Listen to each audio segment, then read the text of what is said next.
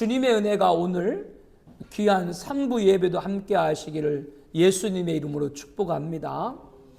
작년 10월 27일 날 WEA 제14차 서울 총회 때 그 WEA가 성경에 반하는 그런 비성경적이고 또 반개혁적이고 친이교적인 그러한 단체들과 연합하려고 하는 그런 곳으로 우리 기성교회 목회자와 성도들은 교류하지 말아야 된다. 그런 집회를 했고 또 우리 교회 성도님들 또 우리 학생 청년들이 참석을 했습니다. 그래서 여러분이 아는 것처럼 우리 교회에 유튜브가 있잖아요. 그리고 우리 교회에 블로그도 있고 우리 교회에 카페도 있습니다. 제가 가끔 기적으로 생각하는 건 길게는 한 10년 넘게 우리가 국민 메신저로 부르는 카톡 SNS 있잖아요. 소셜 그것으로 이렇게 말씀도 보내고 하잖아요. 어떤 분은 10년 넘게 받은 분도 있는데 기적이 뭐냐면 10년 넘게 받아도 단 한 번의 답장도 없는 분들을 보면 가끔 기적이다 생각이 돼. 가슴에 손을 좀 얹어 보시죠. 그거가 기적 아니에요? 네? 기적. 그리고 교회에서 운영하는 우리 카페도 있고 그리고 블로그도 있고 유튜브도 있습니다. 요즘은 뭐 그게 너무 범람하죠. 그런데 그 앞서 말한 그 WEA를 얘기했는데 여기에 아마 관련된 분으로 보이는데 우리 교회에 올려진 그런 글들 또 그런 동영상들을 법적으로 이렇게 명예훼손을 그렇게 해가지고 차단시키는 그런 분들이 계십니다. 그래서 예전에는 우리 기성교회가 이단이라고 하는 뭐 신천지라든가 또 하나님의 교회라든가 이러한 곳들 또 이러한 곳들에서 그것을 이렇게 차단을 많이 시켰거든요. 왜냐하면 저도 설교를 할 때 성경에 나와 있는 그런 거짓 선지자 오늘날 활동하고 있는 이단들을 연결해서 말씀을 드릴 때가 있잖아요. 설교할 때도 그렇게 나올 때가 있고 그러면 이제 그런 글들을 차단을 시키는 거죠.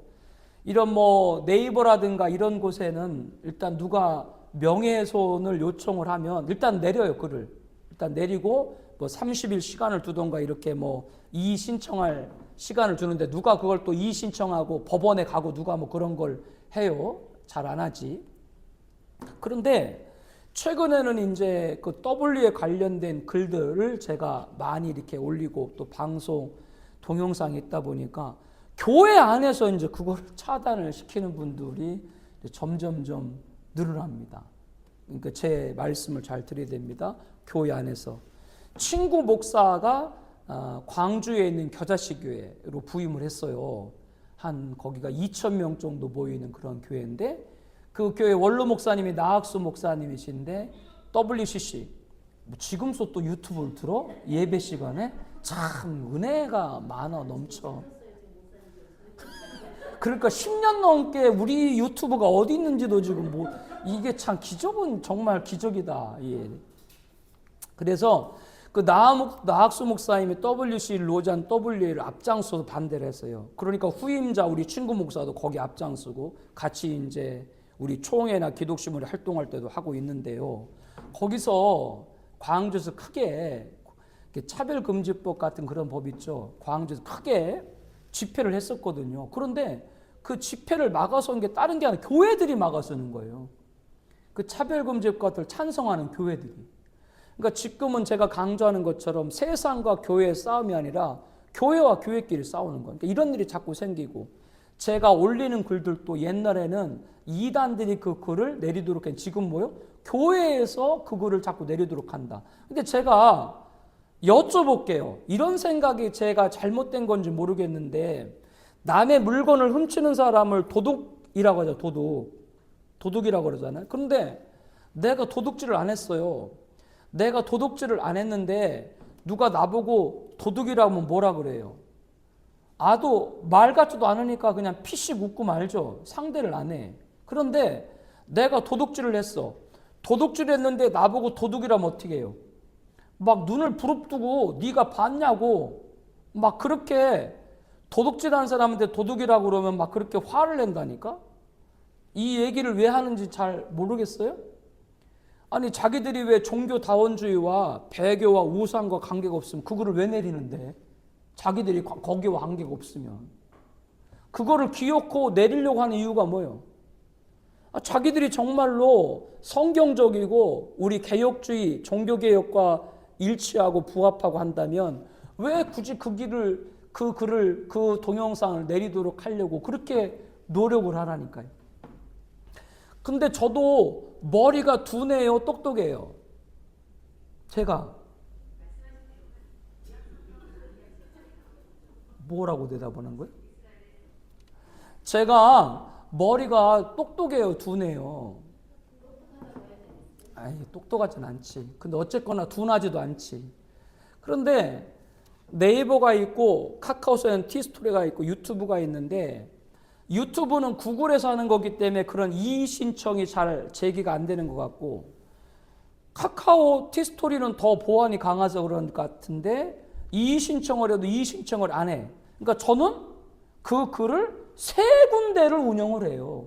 네이버, 블로그, 카카오, 티스토리, 유튜브. 그러니까 누가 내 글을 하나를 막어도 다른 두 군데는 여전히 살아있는 거예요. 저도 그렇게 해서 계속 알리고 있습니다. 알리는 게 다른 것이 아니라 오늘 본문 2주 전에 나눴던 말씀인데 오늘 본문을 봐야 돼요. 왜냐면요. 이때가 나라의 위기였거든요. 그러니까 이 나라의 위기가 어떤 위기냐면 외적으로 보이는 건 국가의 위기예요. 정치의 위기예요. 왜냐하면 블레셋과 전쟁에서 이스라엘 대패했어. 하루에 3만 명이 죽었어요. 대패한 거죠.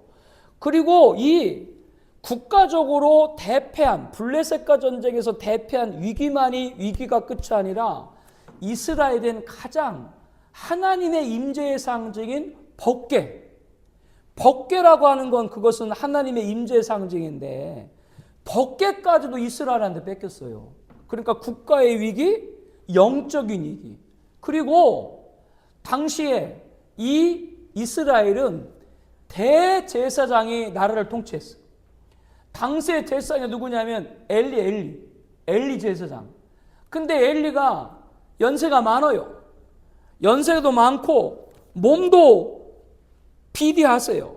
근데 몸도 비대하고 있는데 적진에서 전령을 통해 소식을 듣는데 전쟁에 패하고 그리고 법궤까지 뺏기고 자기의 두 아들도 죽었다.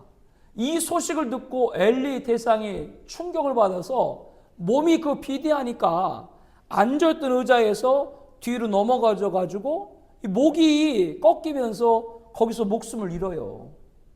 국가의 위기, 영적인 위기, 지도자의 위기. 이게 지금 복합적으로 가는 거예요. 영적인 위기가 오면은 뭐가 오는 거예요? 국가의 위기가 같이 찾아오는 거예요. 그래서 지난번에 3.1절 예배에 우리 임보청 갔을 때 표어 가운데 하나가 뭐냐면 교회가 살아야 국가가 산다. 그 말이 맞는 말이거든요. 영적인 위기가 뭐까지? 국가 위기까지 다 연결이 되는 거예요. 그래서 이거를 상징적으로 보여주는 게 지금 이스라엘이 영적으로 국가적으로 위기라는 걸 상징적으로 보여주는 사건이 또 하나 있었는데 바로 죽은 엘리 대상의 며느리예요.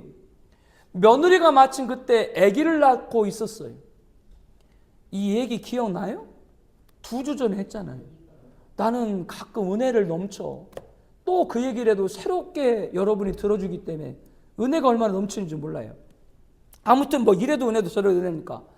그런데 마침 그런 위기를 상징적으로 보여주는 일이 바로 엘리 제사장의 며느리가 출산을 하고 있는데 출산하고 있는 중에 나라가 전쟁에서 지고 법궤가 빼앗기고 시아버지가 죽고 자기 남편이 전사했다.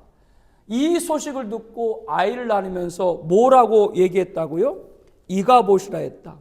그 이가봇의 뜻이 뭐라고요? 이스라엘에서 하나님 영광이 떠났다. 앞에 얘기.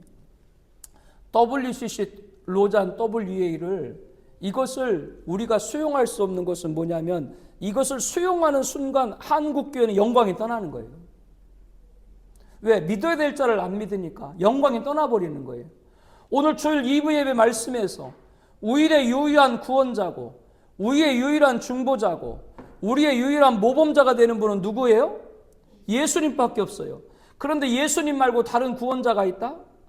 복음만 갖고 안 되니까 사회 문제를 해결하는 게 또 다른 복음이다? 그게 신복음이다? 이렇게 여러 형용사들을 막 구사해가지고 인권이라 이름으로, 그래서 앞서 말한 대로 친구 목사가 광주에 있는 많은 교회와 연합을 해가지고 차별금지법과 그 다음에 교회에서 운영하는 학원 있죠. 교회에서 운영하는 학교들. 그 학교들은 미션이기 때문에 신앙의 정체성을 갖고 학교가 운영이 되는데 그런 학교에 막 관사들을 다 파견을 하고 여기저기서 막 간섭을 하는 거예요. 자유라는 이름으로, 인권이라는 이름으로. 서울에 있는 모 고등학교는 그 미션이에요. 아주 좋은 고등학교. 거기서 훌륭한 목사님들이 많이 배출됐어요. 그런데 그 교회 총회장이 그 교회는 미션이니까 수요일마다 예배 드리거든요. 수요일마다 예배 드리는데 총학생회장이 그 예배 반대 운동을 일으키고, 근데 그 반대 운동을 일으키는 게 다른 것이 아니라 그 교회, 그 학교, 방금 말한 그 미션 고등학교의 교목으로 파송된 목사님이 학생들한테 종교의 자유가 있으니까 예배 안 드려도 된다. 목사님이 그 얘기를 하는 거예요. 교회에서 운영하는 학교들마저 바로 이런 일이 일어나는 거예요. 민주라는 이름으로. 그러니까 이거 안 된다.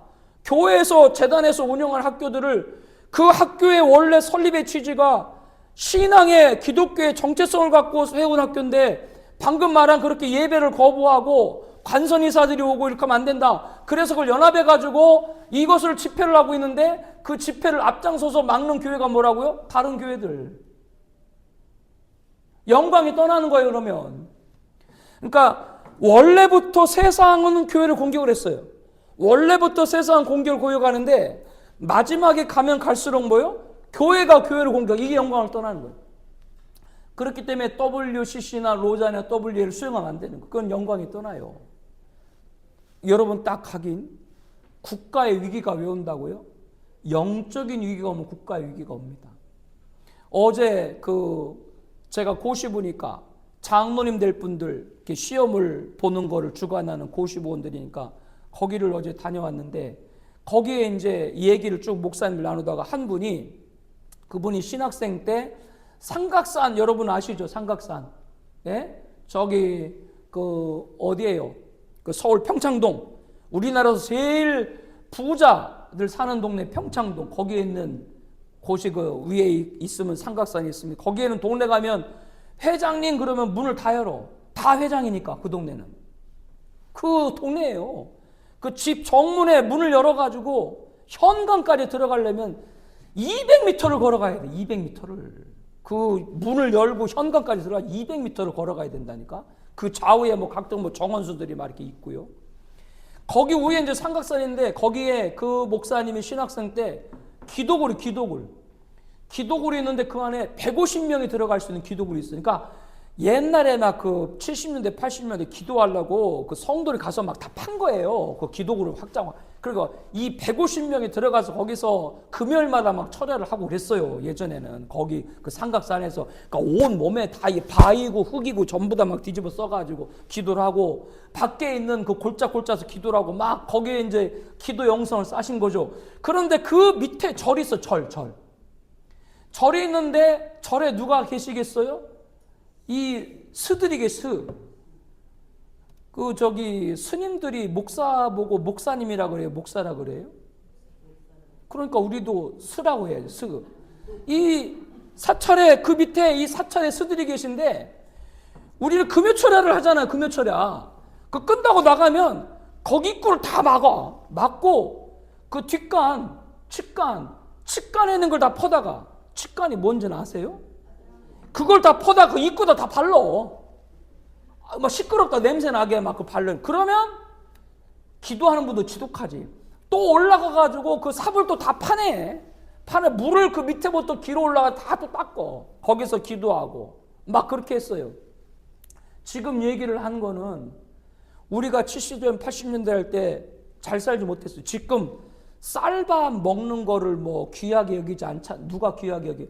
우리 쌀밥 마음껏 먹었던 게 83년이에요. 쌀밥 마음껏 먹은 게. 83년 이전에는 잘 사는 집들은 쌀밥을 잘 먹었겠습니다만은 쌀 농사를 쳐도 보리밥 먹었어요. 왜냐하면 쌀은 전부 다 나라에 팔아야 되니까. 그 팔아야 먹고 사니까. 83년 넘어서 그때 쌀밥들 진짜 마음 자유롭게 먹었지. 막걸리도 그때 쌀막걸리가 나왔지. 다 그전에는 밀로 만든 막걸리가 있었어요. 그걸 왜 제가 그렇게 잘 알겠었고요? 먹어봤거든 내가. 그런데 그때만 해도 그렇게 못 살 때인데 기도 방금 말한 대로 대표적으로 삼각산 얘기했던 것처럼 막 골짜기마다 기도했어요. 당연히 한국교회가 회개하고 거룩게 부흥하고 우리나라가 7, 80년 넘어서 얼마나 급성장을 했습니까? 그런데 지금은 그렇게 산에 올라가서 기도하는 것도 맞고 정부에서도 맞고 또 기도에서 우리도 스스로 약해지고 결국 나라에 위기가 오는데 잘 제 말을 들으세요. 나라의 위기라는 건 다른 데서 오는 것이 아니라 교회가 복음 아닌 복음을 받아들이면 그게 위기다라고 하는 거예요. 그게 WCC, WA 로잔이에요. 복음 아닌 복음을 받아들이는 거예요. 어떻게 사회 문제 해결하는 게 복음이에요. 예수 믿고 구원받는 게 복음이지. 아주 그럴싸하게 해서 오늘 설교 딱 한마디로 요약을 해드릴게요. 제 말을 잘 따라하세요. 진리가 없는 사랑은 성경일 수 없다. 아무리 자신들이 선의를 베풀고 선행을 하고 좋은 일을 하는 사랑을 베풀어도 예수 그리스도의 진리가 배제된 사랑은 뭐요? 성경의 진리일 수 없는 줄로 믿습니다. 그게 WCC예요. 그거 조심해야. 그게 성경을 떠난 사랑이에요. 진리가 없는 사랑이에요. 예수가 없는 사랑이라 그 얘기예요. 그러니까 인간들이 좋아하는 것이지. 그거는 교회 아닌 사회에 다른 단체들도 하는 일이에요.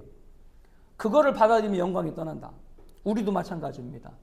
오늘 예배 가운데 2부 예배도 뭘 절대로 잃어버리지 말아라. 첫 번째, 예, 우리 권사님이 주무시는 것 같아도 또 다 또 이 대답을 하세요. 두 번째, 그렇죠. 세 번째, 이 세 가지를 잃어버리면 그게 위기다. 그 얘기예요. 예. 그러므로 진리가 배제된 사랑은 성경이 아닌 거예요. 그거는 그냥 세상에 있는 라이언스 클럽이지.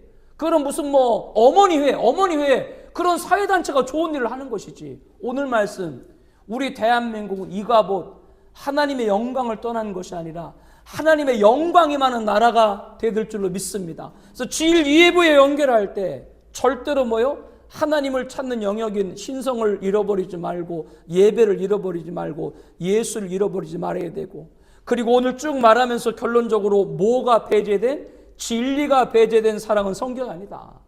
예수 그리스도가 없는 사랑은 사랑이 아니다. 이것이 있을 때 우리 안에 있는 이 나라에 하나님의 영광이 임할 줄로 믿습니다. 그런 우리가 되길 축복합니다. 하나님 아버지 감사합니다. 오늘 또 영광 받으심을 감사합니다. 우리는 하나님의 영광이 임함을 감사합니다. 우리 교회에 우리 가정의 자녀의 하나님 영광이 있음을 감사합니다. 진리를 떠나는 순간 영광도 떠납니다. 진리가 떠난 영적 위기가 국가의 위기로 옵니다. 이 마지막 때 신앙은 우리가 절대로 진리 안에 있는 사랑을 행하게 하옵소서. 진리를 배제한 사랑을 따라가지 않게 하옵소서. 하나님의 영광을 사수하는 우리가 되게 하옵소서. 예수님 이름으로 기도합니다. 아멘.